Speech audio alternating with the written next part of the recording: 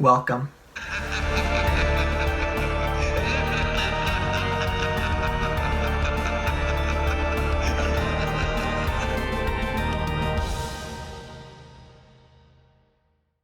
Malignant was released in 2021 and was directed by James Wan. It stars Annabelle Wallis and is about a woman whose imaginary friend may come back to haunt her. So, I've been seeing a lot of reviews about this movie, a lot of them being negative, and I just want to get out of the way that a lot of these people who are having these negative reviews are saying things like, oh, the movie's corny, or oh, some of its themes don't match the compositions that are being played, stuff like that, without realizing that that's intentional, that James Wan is making a giallo film. That is in all of that. Weird scores that maybe don't match the scenes and stuff like that, that is giallo.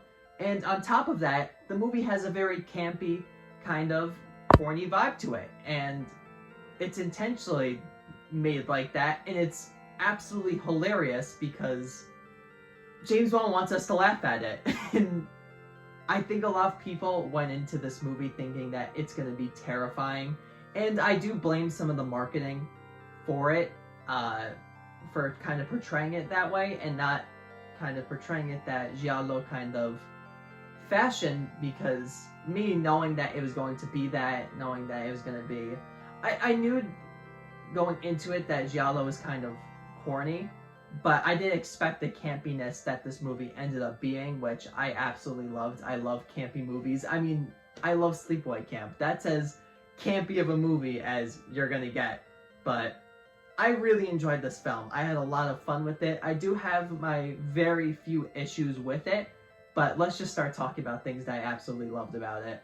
So right away, I have to say that its references to giallo are on point, and James Wan even does his own little things to kind of add some spice and flavor to that subgenre and to his camera work. A lot of scenes are very gorgeous and have these elaborate set pieces, and they look great. I think one little complaint that I have with it is that I wish there was more color shown within those scenes. We would sometimes get like, a bright red light, and it's like, okay, that, that's where we're gonna get our big color of the scene, but I wanted there to be more. When you look back at Suspiria, there's just color everywhere. I mean, the color palette in that movie is insane. It is gorgeous. In this one, we get a little bit of it, and I'm not complaining with what we got, but I wish there was more. It's one of those things where, like, it was done so well that I wish there was more of it within the movie. On top of that, of course, I need to mention this twist that everyone's going to be talking about. It is off the wall, just bonkers.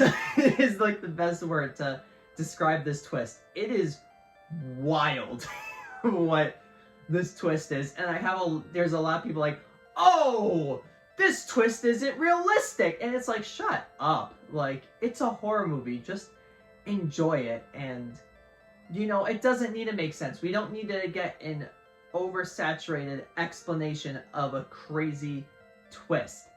We don't need that. And it would just bring down this movie's runtime, which I already think is a little bit too long. I know that giallo films are extremely long, but this one, you do feel some of its runtime at the end of the first act and the beginning of the second act. But this is a movie where you're gonna have those self-proclaimed medical professionals say that, or self-proclaimed theorists and self-proclaimed historians who are like, oh, this isn't possible, and they just shut up.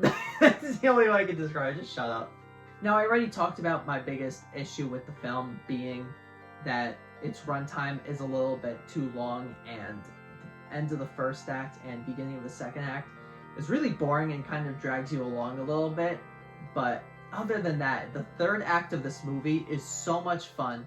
There's great dialogue, there's a lot of meta lines that are said, and I don't always love meta dialogue, because when a movie is too intentionally meta, then it takes you out of the experience. but there's a lot of good dialogue that really fits the movie. There's just so many great aspects to this film, and overall, I would give Malignant a 9 out of 10, and I do recommend it. If you like giallo films, if you like campy, kind of corny films, or if you really like James Wan, I really recommend this movie. So thank you everyone for watching this review, and be on the lookout for more reviews in the future. I have more stuff planned, and be on the lookout for the Three Strangers podcast discussion of this film. I am very excited that we are back. Skippy's laptop has been fixed so we could do it again, and I'm just really excited to be talking to the boys, and I know that you guys missed them, so it'll be back very soon. So thank you again everyone for watching this review, but let's flash forward to the next review.